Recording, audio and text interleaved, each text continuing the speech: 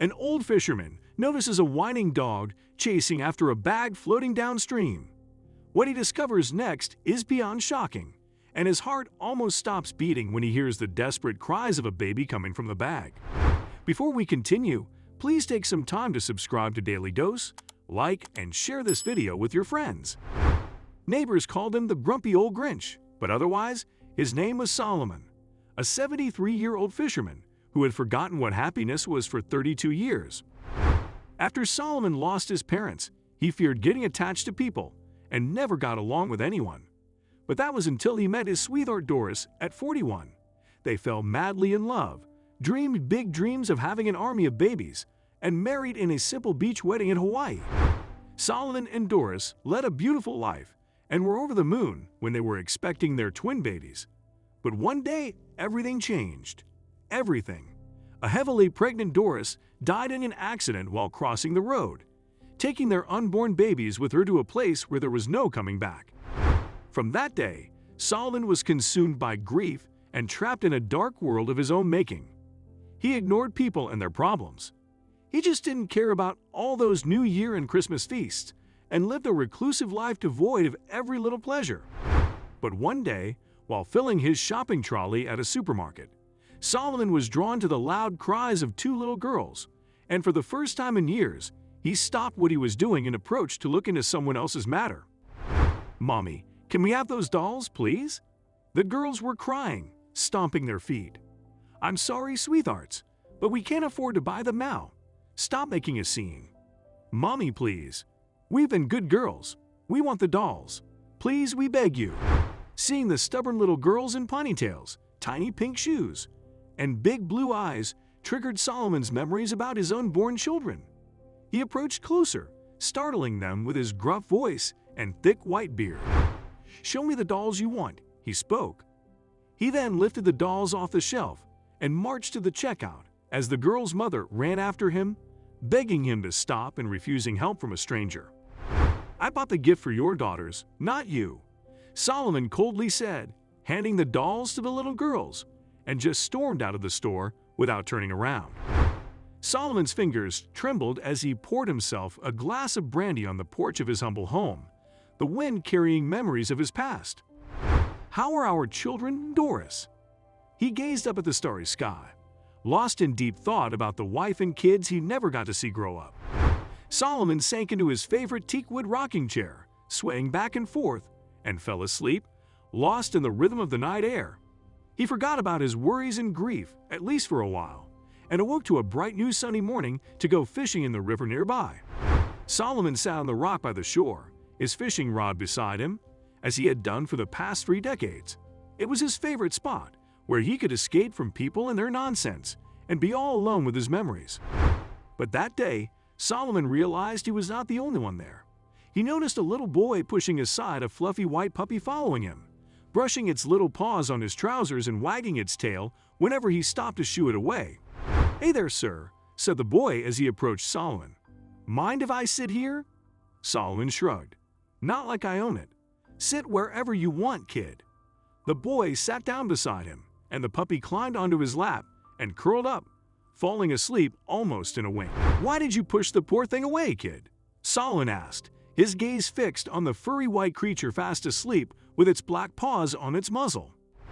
"I lost my pet cat recently. His name was Tabby. He was crossing the road when a car," the boy sighed. "It hurts when you lose someone you love. I just gave him a biscuit on the way, and he's been running behind me like crazy. I don't want to take this pup home and go through the same thing all over again. I just can't. I don't want to cry anymore." Solomon nodded, understanding that pain all too well. "I feel you. But believe me, kid, love is worth crying for. You only cry for someone you love, and those tears, they're so precious." The boy looked down at the puppy and sighed heavily, a small smile forming on his face. "Maybe you're right, sir. I think he's made himself at home now, and in my heart too." The boy rose, chuckling, and carried the pup home. "Take good care of him, kid," Solomon said, watching the boy disappear with the puppy. "I will. See ya, sir." That was it. Solomon and the lad never met again. and nobody disturbed him ever again at his favorite fishing spot by the river. One day, Solomon was sitting on the rock, counting the trout and catfish in the basket. But his peaceful moment was distracted by the loud sounds of a dog barking and whining in the distance. As the dog drew closer, Solomon saw it was chasing something in the water. And then he saw it, a big bright red bag floating downstream. Solomon's heart skipped a beat when he rushed toward the bag and heard a baby's cry coming out of it. Without sparing a second, he plunged into the river and swam towards the bag as fast as he could. The dog followed him, barking frantically, as Solomon grabbed the bag with all his might and pulled it to the shore. Thank God, the bag was water-resistant. The baby didn't drown. Jesus, that was close. But how did it get here? Whose baby is this? Solomon gasped as he emerged from the water and unzipped the bag fully and scooped the baby wriggling inside. The big brown dog barked even louder, circling him in excitement. Easy there, easy. Good boy. Good boy. Solomon patted the dog's head. The canine wagged its tail endlessly and licked the baby all over her face as Solomon watched in disbelief. This dog's owner must be the child's mother. But where on earth is she? What was her baby doing in the river? He thought and even checked the dog's collar for a phone number or something. But there was none.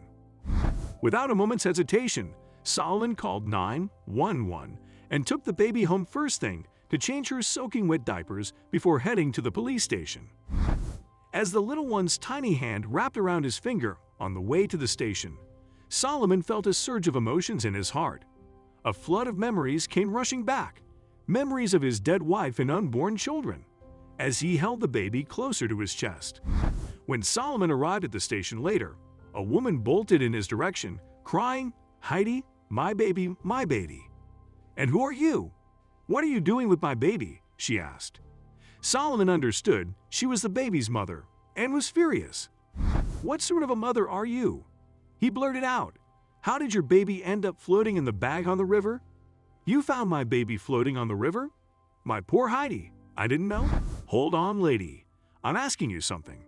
Answer me first. What the hell were you thinking? How can you be so careless?" Ma, my name is Darcy, and this is my baby, Heidi." The woman burst into tears. "I ran away from my ex-husband with my Heidi last year. She's autistic." "What?" gasped Solomon. "Everything was fine until my ex-husband David started coming home drunk. I endured his nonsense silently for my baby. But everything changed the day I saw fresh lipstick stains on his shirt. David was cheating on me, and soon our marriage fell apart.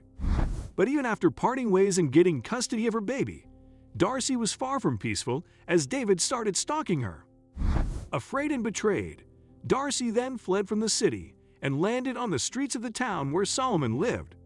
It was here where she met Alice, a rich lady who owned a shelter for underprivileged women suffering from domestic violence. Darcy changed her phone number, landed a job as a waitress in a hotel, and several months later moved into a small rented apartment with her baby in Bosco, the pup that had lit with them on the streets during their first difficult week in town. Life was beginning to take shape again after that. Darcy slowly healed from the scars of her past. She lived peacefully with her baby girl and dog until David tracked her down a year later. One morning, he had broken into her house and threatened her to give the baby to him. But why would he want the baby now?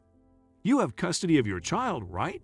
Solomon grew curious. "Yes, but he kept saying bizarre things like he missed our baby, which I really don't believe.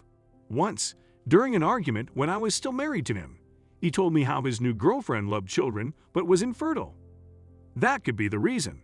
Maybe he wanted to raise my baby with her. I'm not sure." "That scoundrel. And how did your baby end up floating on the river?" I really don't know how. I gave my baby to Lee." Darcy suddenly paused to answer the call from a pizza delivery man. "I need to go to the hospital," she said, hurrying out of the station with her baby. A puzzled Solomon didn't understand what was happening and followed Darcy out of the station to the hospital. "What's going on? And who is this delivery guy in the hospital?" he asked. "I was frightened when I saw David on my doorstep," Darcy revealed. "I pretended I was fine, and when he saw my daughter sleeping in the crib, he approached her. I wanted to stop him, but didn't know how. I had to think fast. Then I remembered something he couldn't say no to. I lived with that rogue for 5 years and knew his weaknesses very well. I offered to order us a pizza for a romantic breakfast. The idea was to call 911 under the pretext of calling the pizzeria. But he demanded the phone to be on speaker, so he knew I wasn't up to something. But then I had another idea. I called the pizzeria and placed an actual order, praying desperately that my plan would work. When the pizza delivery guy arrived, Darcy stood ready to answer the door, baby in hand. David was in the bedroom getting changed, so she had a minute to talk to the pizza guy and convince him to do something unusual. About a minute later, she put the baby in the delivery guy's big bag. The instruction was clear: to leave baby Heidi at the nearest police station, which was about an hour away. Darcy also left a note telling the cops to keep the baby at the station until she arrived to file a complaint. The confused delivery man regularly delivered food around the neighborhood and knew Darcy well. So he agreed and hurried away to the station with the baby in the bag, with the zip only partially closed so that the little one could breathe. But on the way, speeding along the bridge to the police station as safely as he could, the man met with an accident. He landed several feet away from his vehicle, and the big bag with baby Heidi flew across the bridge and fell into the river. He was taken to the hospital unconscious. Nobody knew about the bag with the baby except for Bosco, who chased the delivery guy for miles after seeing Darcy giving her baby to him. David found out and threatened again, but he ran away after I managed to somehow call the police. I hoped my baby would have reached the police station safely, but I had no idea she wasn't there until I came and checked. That explains it, and thank God I found your child on time. Giving your baby to a stranger like that was so naive of you. I know you wanted her to be safe, but do you know the danger you put her in? That poor little thing could have drowned in the river because of your stupidity. Darcy nodded silently and broke down.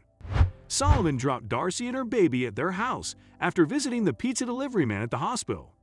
And just as he turned the ignition key of his car to leave, he stopped. "Darcy, are you okay?" he asked.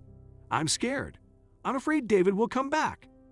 Solomon pursed his lips and stepped out of his car. "Let's go inside. I'm a veteran, and I'm trained in judo. You can count on me.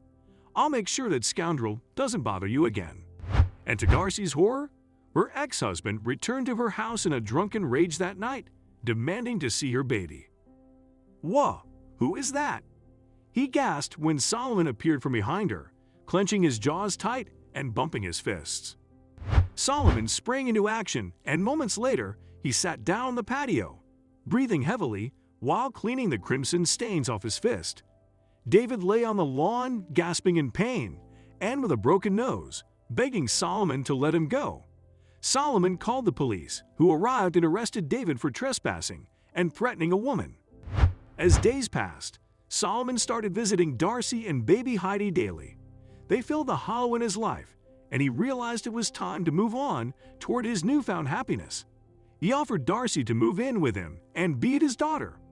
She was happy to finally get a loving father through Solomon, and eventually moved in with her baby and dog. Once, during a fishing trip with Grandpa Solomon and their dog Bosco, Heidi, now 10, met a teen boy with a big white dog at the shore. "Hey sir, do you mind if I borrow your fishing rod for a while?" said the boy. That voice, the attitude, and the fluffy white dog with him seemed all too familiar. A hearty smile stretched from ear to ear as Solomon handed the boy his fishing rod and watched the two laugh as they headed to the deck, surrounded by nature and their furry companions.